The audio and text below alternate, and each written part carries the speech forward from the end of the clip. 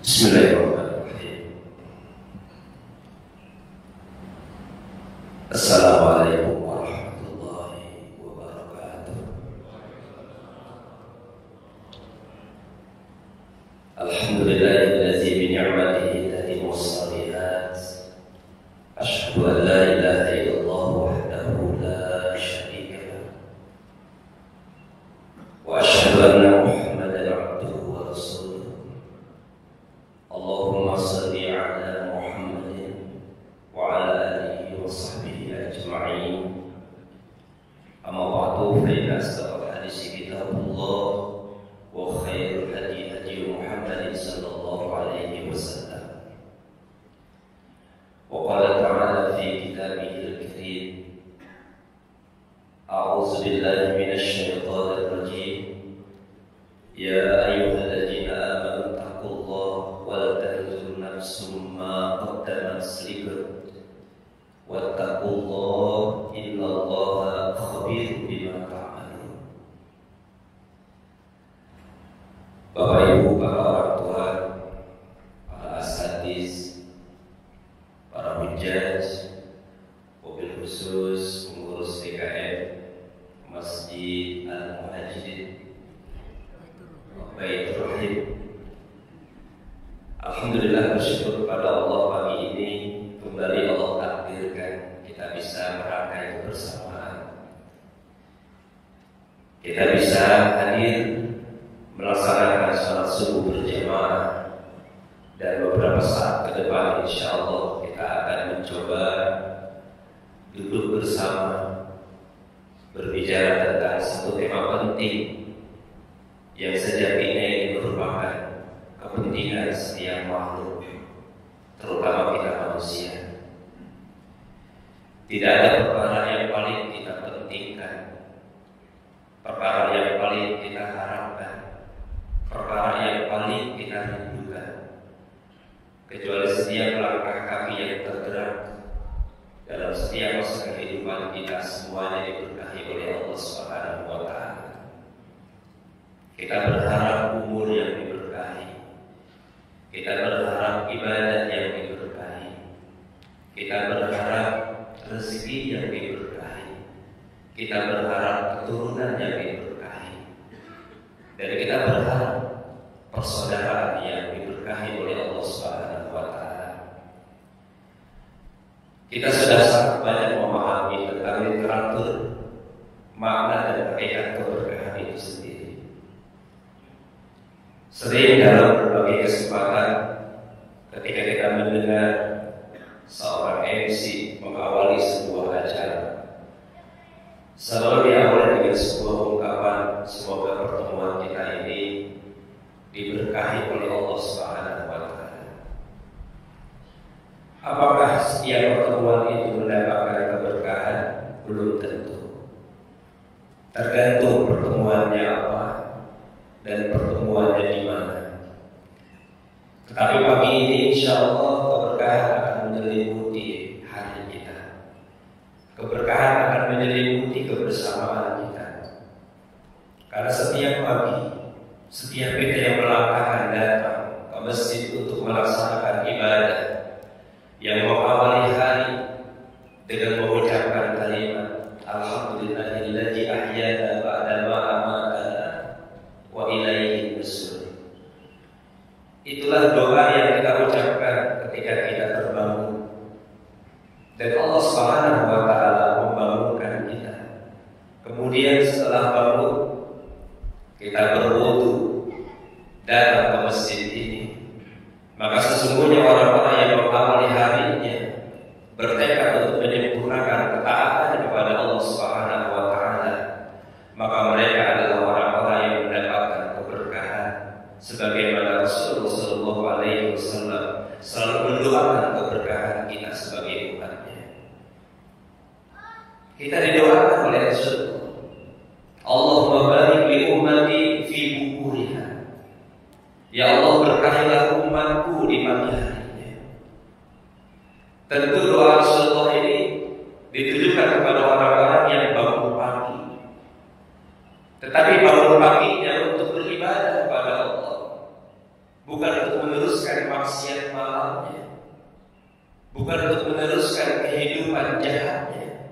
Tetapi orang-orang yang bangun pagi kemudian melangkahkan kaki menuju masjid Allah, maka insya Allah kita termasuk orang-orang yang mendapatkan keberkahan sebagaimana yang diungkapkan oleh doa Rasulullah Sallallahu Alaihi Wasallam. Amin ya Allah ya Rabbal Alamin. Bapak Ibu,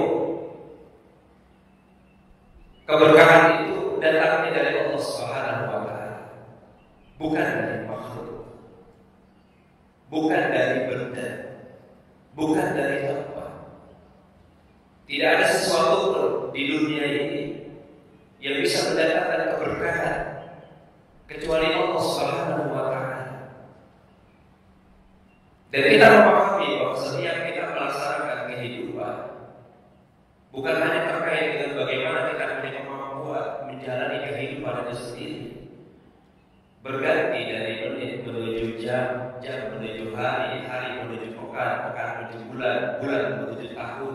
Itulah proses kehidupan yang terus berulang, proses kehidupan yang terus berganti. Dan tanpa kita sadari sesungguhnya setiap pergantian waktu itu mengurangi jatah kehidupan kita.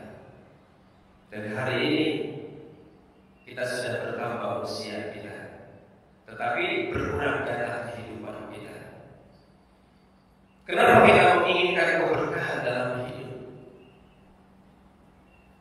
Karena memang itulah yang diajarkan oleh Rasulullah kepada kita. Ketika seseorang selesai menikah, maka doa yang kita sematkan kepada mereka berdua sebagaimana yang disampaikan oleh Rasulullah adalah barakallahu laka wa baraka alaika wa jama'a bainakuma bi khair. Jadi Rasulullah tidak mendoakan mereka semoga kamu panjang jodoh, semoga kamu banyak anak, semoga kamu begini. Tetapi yang didoakan kepada mereka orang yang baru selesai menikah adalah barakallahu lak, semoga kalian mendapatkan keberkahan dari Allah Subhanahu wa Ta'ala. Wa jama'a bainakum bi khair, semoga Allah menghimpun kalian dalam kebaikan. Jadi Rasulullah tidak mendoakan kepada mereka semoga kamu panjang jodoh, semoga kamu banyak anak, semoga kamu tambah rezeki. Bahkan sebagian ulama mengatakan ketika seseorang selesai menikah, kemudian ada yang mendoakan dengan kalimat semoga kamu panjang jodoh, semoga kamu banyak anak. Sebagian ada yang mengatakan bahwa doa seperti itu dimakruhkan. Kenapa? Karena sesuatu perkara yang belum terjadi, betapapun itu sebuah harapan bagi setiap orang yang mendapatkan pendamping pasti berharap agar jodohnya panjang. Tetapi ketika doanya adalah keberkahan, maka insya Allah semuanya adalah kebaikan. Orang yang berkeluarga dia bahagia, tapi belum tentu mendapatkan keberkahan. Tapi ketika Allah berkahi rumah tangganya, maka insya Allah dia mendapatkan kebahagiaan. Jadi bahagia itu belum tentu berkah, tapi keberkahan di dalamnya ada kebahagiaan. Wa jama'a bainakum bi khair, semoga Allah menghimpun kalian dalam kebaikan. Setiap hari, setiap waktu selesai sholat, kita selalu membaca doa. Dan doa ini sangat amat terkenal, sangat amat viral, yang diikuti setiap muslim. Kenapa? Karena doa itu pasti pernah kita baca. Para ulama menyebutkan doa ini doa sapu jagat. Entah siapa dari ulama yang mana yang pertama kali mengatakan bahwa ini doa sapu jagat. Wallahu a'lam bishawab. Doanya bagaimana? Rabbana atina fid dunya hasanah wa fil akhirati hasanah wa qina azabannar. Ya Allah, anugerahkan kepada kami kebaikan dunia dan kebaikan akhirat, dan hindarkanlah kami dari siksaan api neraka. Tiga perkara ini merupakan harapan setiap muslim. Dan ketika kita berdoa dan mengucapkan doa itu, maka seluruh harapan dalam kehidupan kita terkenal dalam doa itu. Ya, makanya doa ini disebut doa sapu jagat. Semua harapan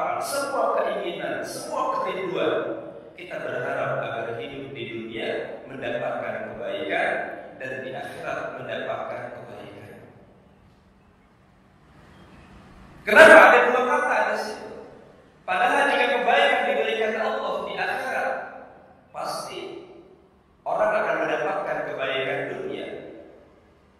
Kalau orang mendapatkan kebaikan dunia, insya Allah orang akan mendapatkan kebaikan akhirat. Tetapi banyak yang mengatakan orang yang mendapatkan kebaikan dunia belum tentu juga mendapatkan kebaikan akhirat. Ya, kalau kita memahami konsep kemanusiaan, manusia di dunia ini kita temukan ada 4 golongan. Ada yang disebut dengan sa'idun fid dunya wa sa'idun fil akhirah. Orang yang bahagia di dunia dan bahagia di akhirat. Yang kedua, sa'idun fid dunya wa saqiyun fil akhirah. Ada orang yang di dunia dia bahagia, tetapi sengsara di akhiratnya. Yang ketiga, saqiyun fid dunya wa sa'idun fil akhirah. Ada orang yang sengsara di dunianya, tetapi di akhiratnya itu bahagia. Dan yang keempat, saqiyun fid dunya wa saqiyun fil akhirah.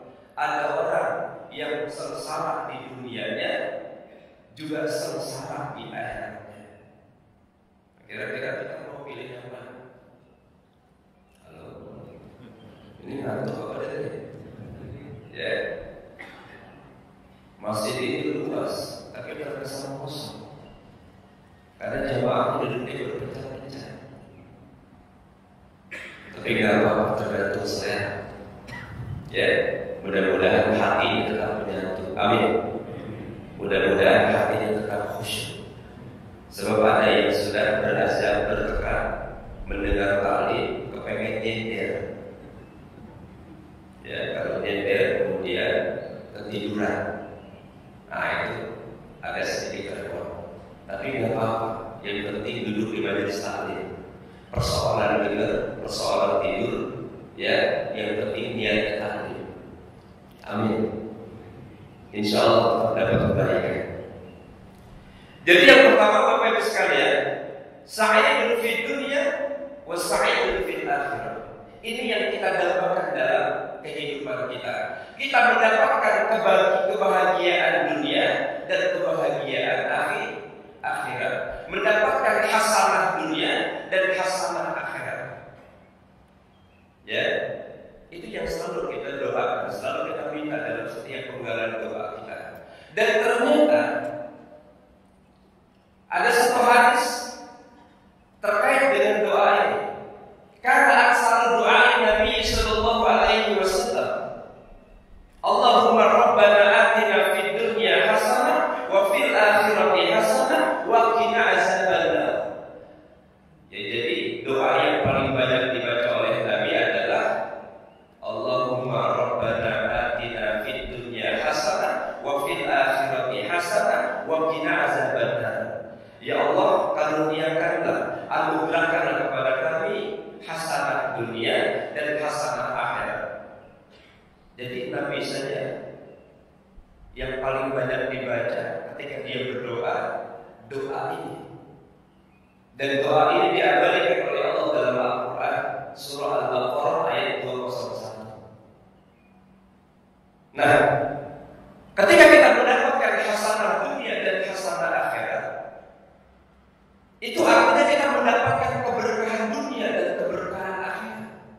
Maka yang kita cari dalam hidup ini bukanlah panjangnya waktu usia kita, bukanlah banyak harta kita, bukanlah tinggi jabatan kita, bukanlah tampan wajah kita, bukanlah hebat rumah tangga kita, tapi yang kita cari, yang kita kejar dalam hidup ini adalah keberkahan. Apa itu berkah? Imam Al-Ghazali mengatakan bahwa yang dimaksud dengan berkah itu adalah ziyadatul khair, bertambahnya kebaikan. Ketika kita memiliki harta kita mendapatkan keberkahan, berarti harta itu kita manfaatkan dan kita gunakan untuk perkara-perkara yang baik. Ketika kita memiliki umur panjang dan umur kita gunakan, kita manfaatkan untuk perkara-perkara yang baik. Ketika kita memiliki jabatan, kekuasaan, maka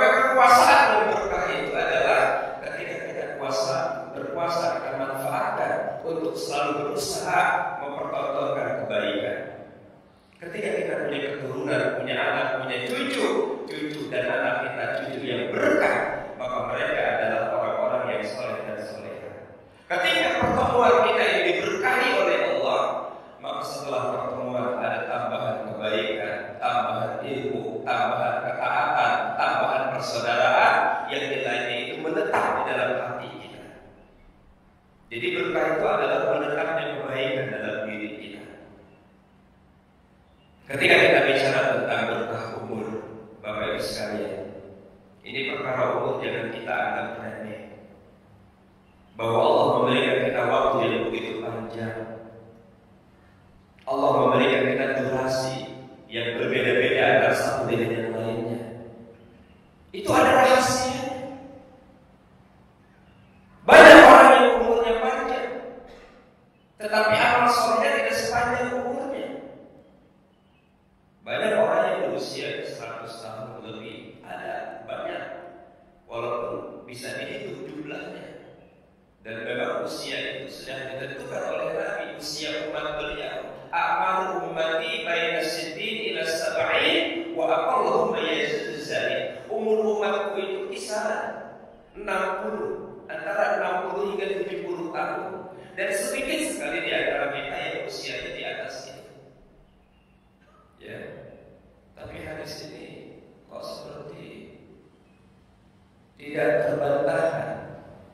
Hari ini kita lihat sedikit sekali usianya di atas 70 tahun. Walaupun ada seperti di tempat ini bisa dihitung jumlahnya. Ya, ada berapa orang yang usianya di atas 70? Coba tunjuk tangannya. Jujur, jangan membohongi diri sendiri walaupun sudah tua.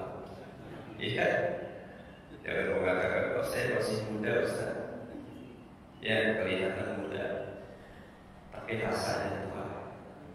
Sebetulnya pengennya rasanya muda, walaupun kenyataannya tua. Ya. Nah ini umur, Pak. Ini perkara penting. Salah satu tempat yang nanti akan ditanya, yang dihisab oleh Allah Subhanahu wa Ta'ala. Dihisab. Ya, dan seluruh qadam abdin yaumil qiyamah tidak akan bergeser kaki seorang hamba di hari kiamat sebelum ditanya oleh Allah akan empat perkara. Yang pertama umurnya, yang kedua masa mudanya, yang ketiga ilmunya, yang keempat hartanya. Ini diperhatikan, ya. Berapa umur kita hari ini? 70. Alhamdulillah. Berapa umur kita saat ini? 50. Alhamdulillah. Tapi pernahkah kita bermuhasabah diri terkait dengan panjangnya umur kita? Apakah sama panjangnya dengan amal soleh kita? Rasulullah suatu saat pernah didatangi oleh seorang sahabat bertanya, ya Rasul, siapa orang yang paling baik itu? Nabi mengatakan, ya, orang yang paling baik itu adalah orang yang panjang umurnya dan baik amal perbuatannya. Orang yang paling buruk adalah orang yang panjang umurnya dan jelek amal perbuatannya. Jadi beruntung ketika Allah berikan kita panjang umur dan ketaatan kita sebanding dengan panjangnya umur kita. Rugi orang yang panjang umur dan panjang umurnya sebanding dengan kejahatannya. Sangat amat rugi. Makanya kita diperintahkan oleh Allah untuk segera bertaubat, segera beristighfar. Wasari'u ila magfiratin min rabbikum wa jannatin arduha as-samawati wal ardu u'iddat lil muttaqin. Bersegeralah kalian menuju ampunan Allah Subhanahu wa Ta'ala. Jangan pernah menunda taubat, jangan pernah menunda istighfar. Kita tak pernah tahu kehidupan ini. Kita tahu kita pasti mati. Yang tidak pernah kita tahu kapan kita akan mati. Bicara tentang kematian, ini perkara rahasia Allah. Ada 3 rahasia kematian. Yang pertama adalah terkait dengan waktu. Yang kedua terkait dengan hari. Yang ketiga cara. Kapan waktunya kita mati? Kita tak pernah tahu. Itu rahasia Allah. Ya, kita ingin mati ketika kita sedang sholat misalnya. Itu boleh merencanakan. Banyak orang yang berangkat haji, berangkat umroh, punya tekad berdoa sebelum berangkat, ya Allah, mudah-mudahan Engkau matikan aku saat aku berada di tanah suci. Ada yang begitu. Ya, beberapa jamaah yang pernah saya bawa bicara sama saya pelan-pelan, Ustaz. Mudah-mudahan Allah takdirkan kematian saya di Masjidil Haram. Ya, 2-3 kali berangkat. Memang orang itu orang ada juga. Beberapa kali berangkat. Berdoa seperti itu. Tapi sampai ke sana bisa pulang lagi. Ternyata di umrah yang terakhir dia berharap kematiannya di Masjidil Haram, di Masjid Nabawi pun tidak terjadi. Setelah dia pulang dari umrah 1 bulan kemudian dia meninggal. Makanya di rumah. Ya. Lagi pula Bapak Ibu, tak perlu kita sungkan, tak perlu kita berpikir, tak perlu kita mencari-cari waktu di mana kita mati. Dan tak perlu juga kita berpikir di mana kita mati. Sebab kemuliaan mati bukan dilihat di mana kita mati, tapi kemuliaan mati dilihat bagaimana hati kita pada saat kita mati.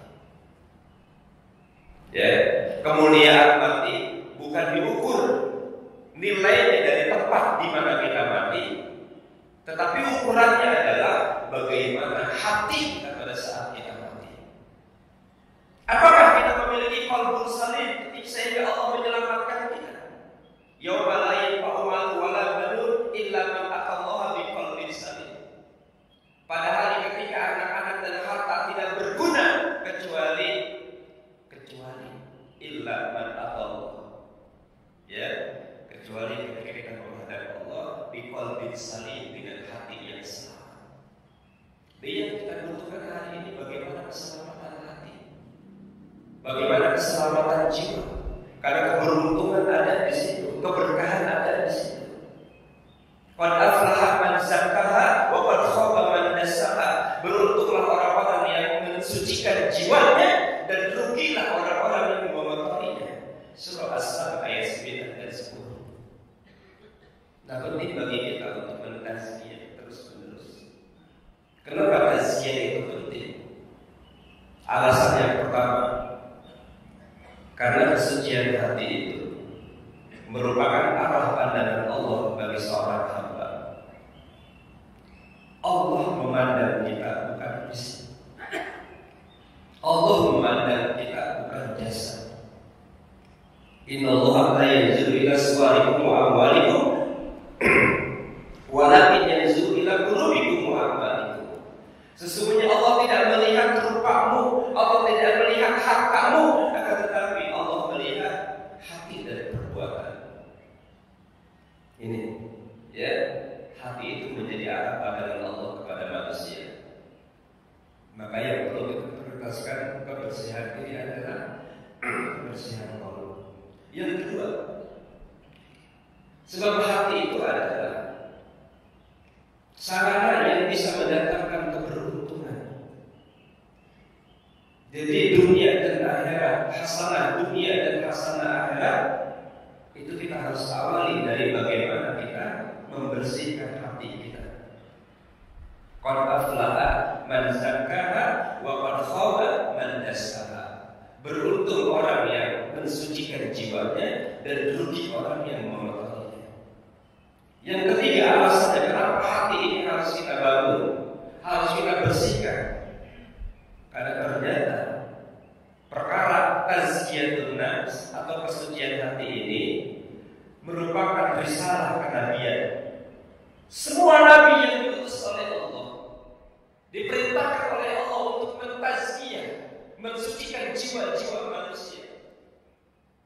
Dalam surah 62 ayat 2 Allah berfirman, A'udzubillahi minasyaitonir rajim, huwallazi ba'atsa fil ummiyina rasulan minhum yatslu 'alaihim ayatihi wa yuzakkihim wa yu'allimuhumul kitaba wal hikmah wa in kanu min qablu lafi dhalalin mubin.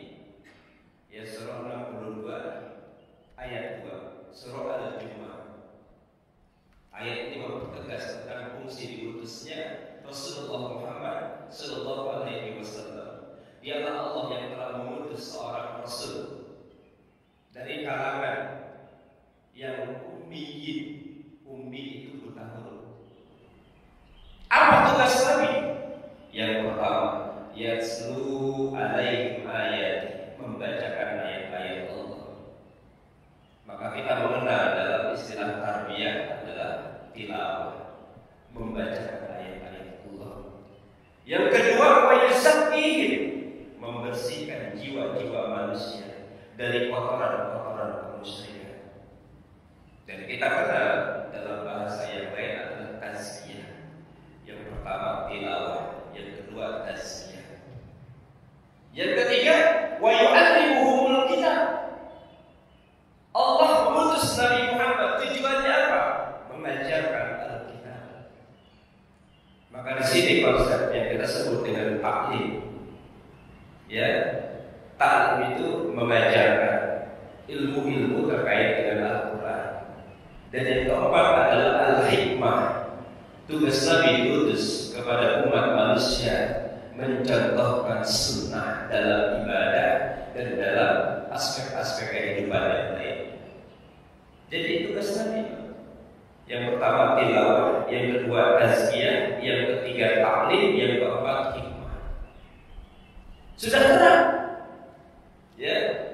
Apakah kita sudah tilawah? Insya Allah. Kalau sudah baca sudah. Ya. Apakah kita sudah tazkiyah? Insya Allah sudah ikhtiar. Tazkiyah ini adalah konsep yang banyak digagas oleh para ulama-ulama salaf. Bahkan Imam Ibnu Jauzi menulis satu buku bertema Tazkiyatun Nafs, yang sandarannya ada pada nilai-nilai kebenaran dan contoh-contoh yang disampaikan oleh Rasulullah Muhammad SAW. Jadi kalau kita ingin menuju keberkahan hati, keberkahan hidup, keberkahan umur, keberkahan ibadah, keberkahan keturunan, maka yang pertama kali harus kita lakukan adalah mentazkiyah diri kita, tazkiyatun nafs. Ya, mimpi kita menjadi baik, mimpi kita menjadi benar, mimpi kita menjadi orang yang diberkahi, mimpi kita mendapatkan keselamatan. Kalau hati kita, jiwa kita masih diselimuti oleh banyaknya kotoran-kotoran. Beberapa tahun yang lalu sebelum COVID, ya saya juga pernah ngisi subuh mungkin 10 tahun yang lalu kan. Sebab lama sekali. Ya, saya masih ingat ada yang saya pernah sampaikan terkait dengan virus flu. Masih ingat Pak mungkin? Entah 10 tahun yang lalu atau 9 tahun yang lalu. Syekh Amin Muhammad Jamal, dia seorang ulama besar. Dia mengatakan bahwa hati tidak akan pernah sempurna menuju Allah jika di dalam dirinya masih ada virus-virus yang memotorinya. Susah kita menuju Allah. Jangankan menuju Allah, mendapat keberkahan kita tidak bisa. Kalau hati kita masih diselimuti oleh 5 virus ini. Yang pertama adalah syirik, karena dia dapat menodai tauhid. Yang kedua adalah hawa nafsu, yang cenderung melanggar ketaatan. Yang ketiga adalah ambisi duniawi yang berlebihan, sebab dia dapat menodai keikhlasan. Yang keempat adalah lalai, yang dapat menodai zikrullah. Dan yang kelima adalah bid'ah, yang dapat menghapus sunnah. Ini 5 virus. Ya, syirik, karena dia dapat menodai tauhid. Yang kedua hawa nafsu, yang dapat melanggar ketaatan. Yang kelima ambisi duniawi yang berlebihan, karena dia dapat menodai keikhlasan.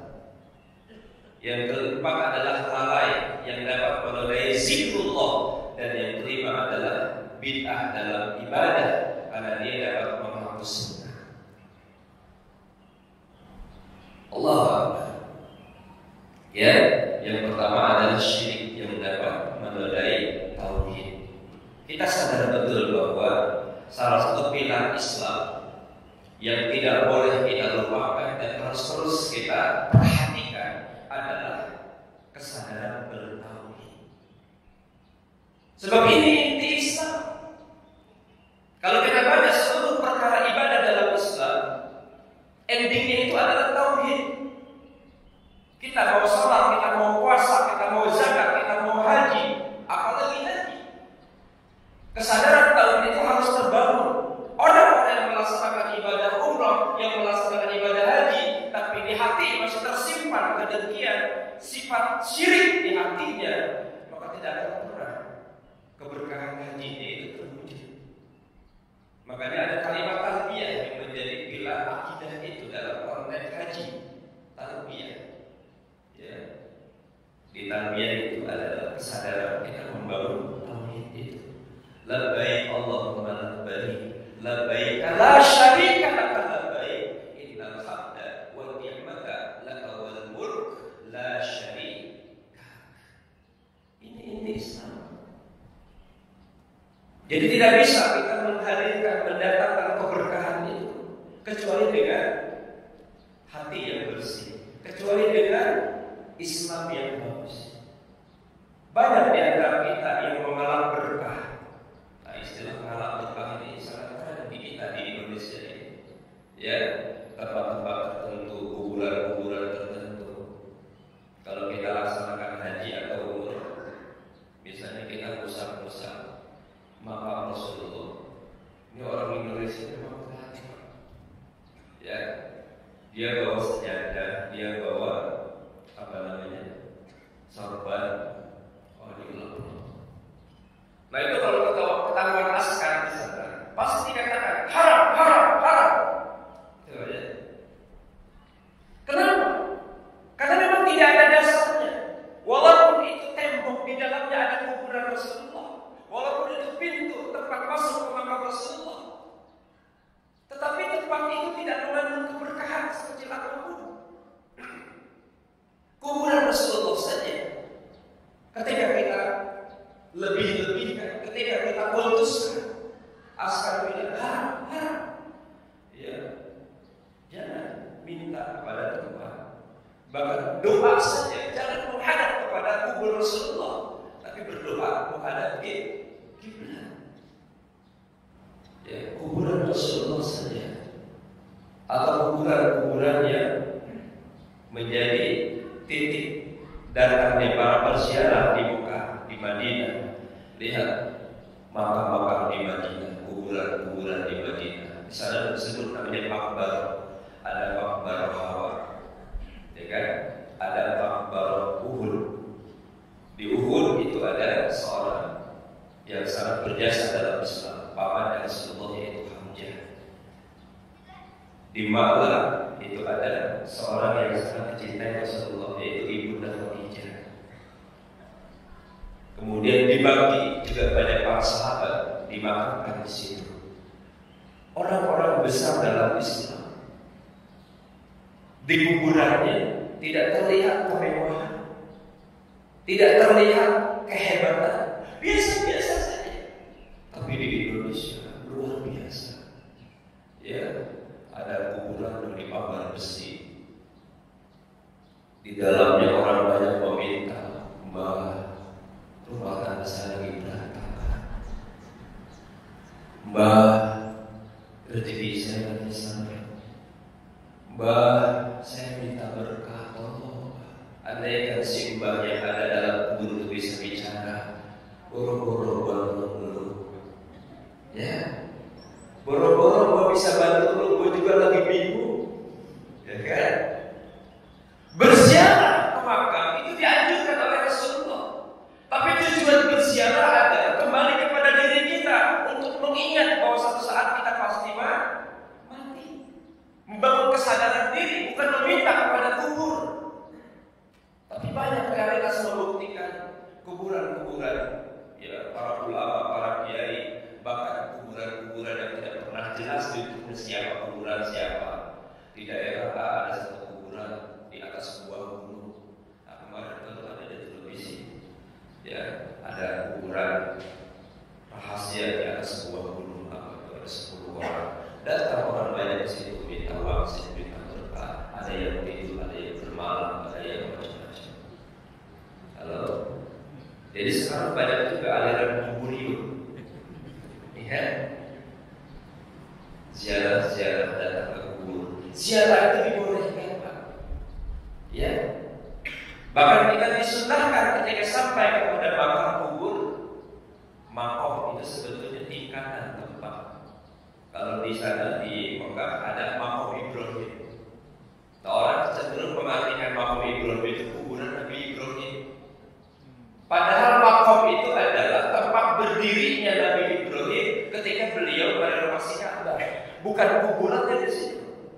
Lagi-lagi orang kita kreasi yang luar biasa dilakukan. Ya, makanya sampai kecil itu makom Ibrahim. Ya kan? Ketika dia pulang, jubah yang dia buat gelap itu betul-betul dia simpan. Jangan sampai hilang, jangan sampai kotor. Sebab aroma wanginya itu terasa sekali. Kenapa Ka'bah itu wangi? Kenapa makom Ibrahim itu wangi? Karena tiap hari diolesi minyak. Iya Pak ya. Diolesi minyak setiap hari. Subhanallah, harumnya Ka'bah itu. Jangankan Ka'bah, yang Mesir itu juga kalau setiap hari diolesi harum. Ya. Kemudian ada pengusaha yang kreatif. Akhirnya ada minyak iswah Ka'bah, ada minyak Hajar Aswad, ya kan? Nanti kalau patung tiang-tiang ini diolesin, nanti Baitul Rahim juga buat minyak tiang Baitul Rahim, ya kan? Ini perkara yang sangat amat sulit kita mengerti. Bagaimana keberkahan akan terbangun, ya? Nah, Bapak Ibu sekalian yang saya hormati, kita banyak berdoa memohon hasanah dunia, hasanah akhirat. Apa yang bisa kita raih dari hasanah dunia ini? Sudahkah kita mendapatkan kebaikan dunia? Ya, kalau dunia insya Allah kita sudah dapat hasanahnya. Pertama umur, itu hasanah dunia. Yang kedua keluarga, alhamdulillah itu hasanah dunia. Yang ketiga keturunan. Ya, yang keempat rezeki. Semuanya sudah kita dapat. Bahkan ada satu sahabat yang secara khusus mengatakan, ketika kita mendapatkan 7 perkara, maka akan mendapatkan kebahagiaan. Jadi salah satu indikator seseorang itu mendapatkan kebahagiaan dunia dan akhirat, kata Ibnu Abbas, beliau mengatakan, ya, beliau pernah ditanya, apa sajakah indikasi yang bisa mendatangkan kebahagiaan atau kebaikan dunia dan akhirat? Ada 7 kata Ibnu Abbas. Nah, kalau 7 perkara ini kita miliki, maka insya Allah kita bahagia. Amin. Yang pertama, qalbun syakir, hati yang selalu bersyukur. Ya, syukur itu adalah pintu kebahagiaan. Yang kedua adalah al-azwajus shalihah, punya pasangan hidup yang soleh dan solehah. Bapak pasangannya solehah enggak? Solehahnya masih ada. Kalau enggak ada jangan lagi solehahnya. Ya, halo. Kalau solehahnya sudah pergi harus dicari lagi. Yang ketiga adalah al-biyadus shalihah. Kita hidup berada pada satu lingkungan yang kondusif untuk keimanan kita. Ibadah kita terjaga, iman kita terjaga. Seperti hari ini, kita tinggal di sebuah tempat, di dalamnya ada sarana ibadah namanya Baitul Rahim.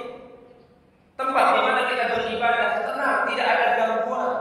Sahabat-sahabat di sekeliling kita, orang-orang yang beriman kepada Allah, mereka adalah sahabat teman yang ketika kita salah mereka menasihati kita. Teman semua sahabat. Kita berada dalam lingkungan yang kondusif, itu kebahagiaan Bapak Ibu sekalian. Alhamdulillah. Makanya beruntung orang yang tinggal dekat masjid. Kenapa? Karena unsur kebahagiaan ada di dekatnya. Tapi rugi orang yang tinggal di dekat masjid melupakan unsur kebahagiaan itu. Malah dia bahagia sendiri dengan hidup panjangnya. Ya, jadi yang pertama qalbun syakir, hati yang selalu bersyukur. Yang kedua al-azwajus shalihah, punya pasangan hidup yang soleh dan solehah. Yang ketiga al-biyadus shalihah, ya, lingkungan yang kondusif untuk kebaikan, untuk keimanan, untuk ibadah kita.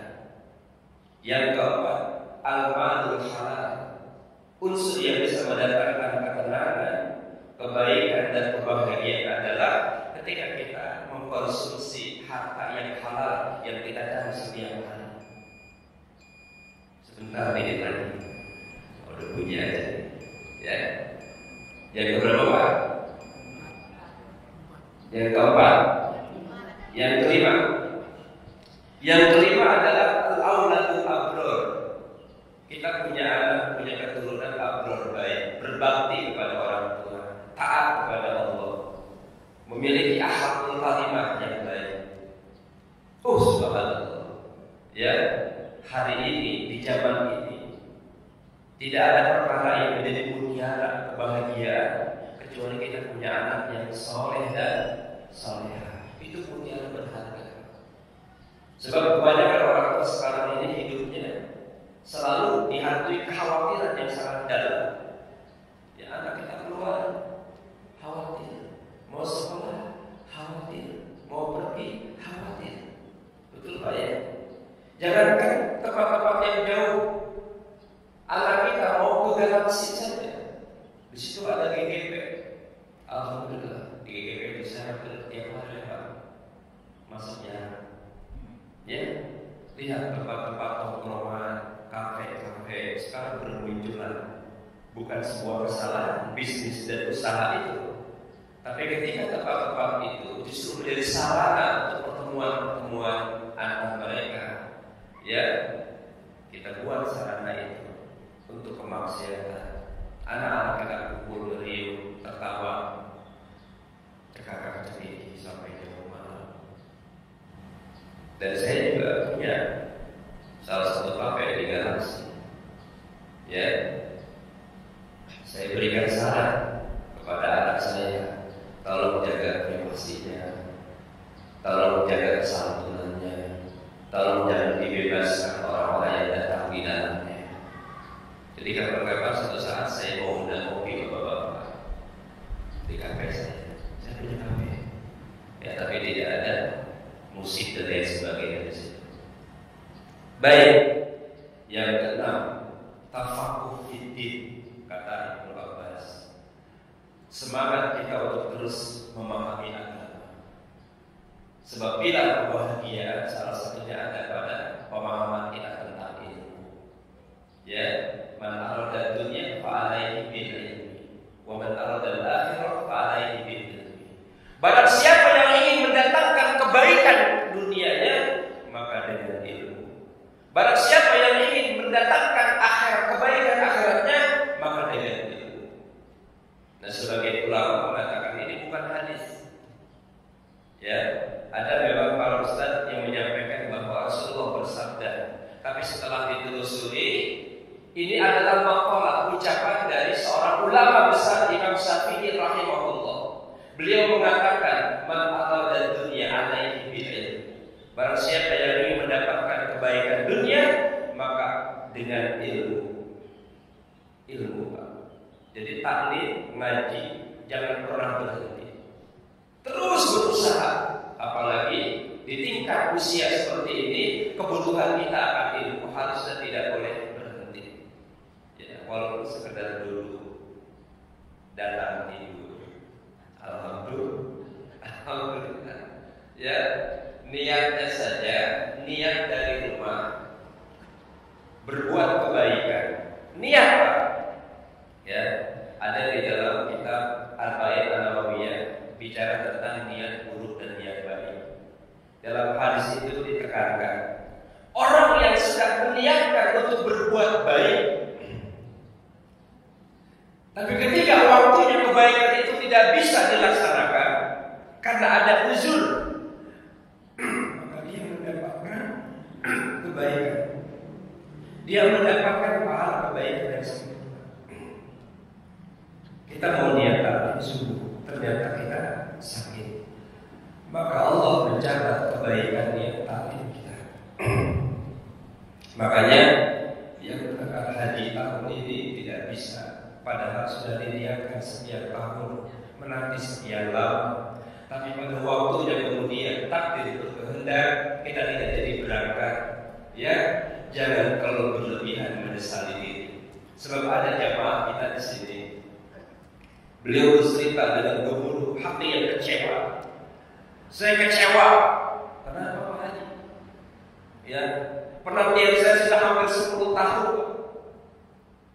Tahun lalu 3 tahun sebelum COVID, nama saya sudah muncul. Tiba-tiba pemerintah menghapus kegiatan haji. Padahal tujuan saya sudah sangat dekat. Ya, tiba-tiba setelah Covid tahun kemarin, pemerintah Arab Saudi menentukan kebijakan yang 65 tahun tidak boleh berangkat. Pas di titik itu usia saya 65 tahun. Wah, luar biasa. Padahal kita tahu bahwa haji itu adalah panggilan Allah. Jangan pernah kita sesali takdir itu, sehingga kita nanti tidak percaya kepada takdir Allah. Makanya sabar itu ada 3. Sabar dalam beribadah kepada Allah, sabar tidak berbuat maksiat di hadapan Allah, dan sabar dalam takdir yang ditetapkan Allah. Salah satu perkara yang mungkin ditakdirkan Allah ketika kita melaksanakan niat untuk haji, tapi Allah berkehendak lain. Betul? Ya, insya Allah niat haji kita diterima oleh Allah Subhanahu wa Ta'ala. Bahkan saya punya saudara di daerah Ciputat, seorang ibu. Ketika mendengar namanya muncul, berbunga hatinya 3 tahun lalu sebelum Covid. Tapi ternyata pengumuman, ya tahun ini haji ditiadakan. Akhirnya dia tetap bersabar. Untuk yang kedua namanya muncul, tapi usianya sudah di atas 65 tahun. Ya, dia histeris, dia teriak. 1 pekan yang lalu beliau meninggal. Saya sampaikan kepada keluarganya, insya Allah mendapatkan pahala haji, walaupun tidak berangkat haji. Lagi pula banyak juga orang yang berangkat haji belum tentu mendapat pahala haji. Betul? Ya, banyak komponen-komponen yang melatar belakangi bagaimana kita mendapat haji mabrur. Nah, mabrur itu adalah baik, mabrur itu adalah berkah. Orang yang selesai beribadah kepada Allah, ibadahnya dikatakan mabrur, maka setelah ibadah selesai, ketaatannya kepada Allah semakin kuat, kedekatannya kepada masjid semakin meningkat, ibadahnya kepada Allah semakin hebat. Itu ibadah yang berkah. Jadi kalau salat kita berkah, subuh kita berkah, maka insya Allah setelah subuh, ketaatan kita kepada Allah secara maknawi akan semakin hebat. Berkah itu adalah ziyadah khair, bertambahnya kebaikan. Maka orang yang selesai taklim, bertambah ilmu dan pengetahuannya, akan bertambah kesadaran hidup dan kesadaran dirinya. Orang yang memiliki harta dan hartanya dikatakan berkah jika harta itu dimanfaatkan untuk kebaikan demi kepentingan agama dan umat ini. Kita punya cucu keturunan anak yang diberkahi oleh Allah ketika kehidupan mereka nampak betul sifat-sifat soleh dan solehahnya, dan ketika kita memiliki ibadah yang berkah, maka seluruh ibadah kita tertumpu kepada satu kesadaran semakin dekat kita dengan Allah Subhanahu wa Ta'ala. Amin. Ya Allah ya Rabbal Alamin. Ya, sepertinya saya baru menyampaikan mukadimah ini, karena materi saya yang saya tulis semalam ini belum saya baca. Ya, jadi mukadimah ini nanti ada pertemuan yang kedua. Insya Allah kalau diundang sama Gus. Ya, karena waktunya sesuai dengan protokol, maka saya akan akhiri, dan mudah-mudahan pertemuan ini bukan pertemuan yang terakhir. Saya doakan kepada Bapak Ibu yang hadir pagi ini, semoga keberkahan selalu menjadi bukti kehidupan keseharian kita. Nah, untuk bertambah keberkahan, agar bersadar hati dan jiwa kita melakukan ketaatan kepada Allah, saya ingin mengajak melakukan muhasabah nafs. Kita mengintrospeksi diri dengan renungan-renungan yang saya sampaikan. Tapi sebelumnya saya ingin sampaikan, alhamdulillah, beberapa 2 bulan yang lalu saya baru menyelesaikan 1 buku, judulnya Membuka Mata Hati. Isi buku ini adalah materi renungan yang saya sampaikan di Radio Data. Jadi ini hikmahnya Covid, enggak kemana-mana. Saya terkena Covid, Pak. Saya kena corona 1,5 tahun. 1,5 tahun. Tapi hasilnya, tapi corona bukan penyakit, kondisi rontok darah. Corona. Ya. Tapi alhamdulillah, ini buku ini sudah terbit. 1 bulan yang lalu di launching oleh Pak Heri Koswara. Tidak ada hubungannya dengan politik, karena saya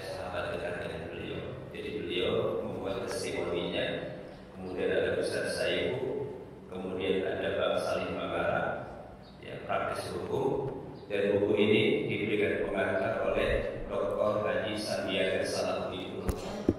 Jadi saya memang dulu pernah dekat dengan beliau. Saya minta beliau memberikan pengantar hidup saya.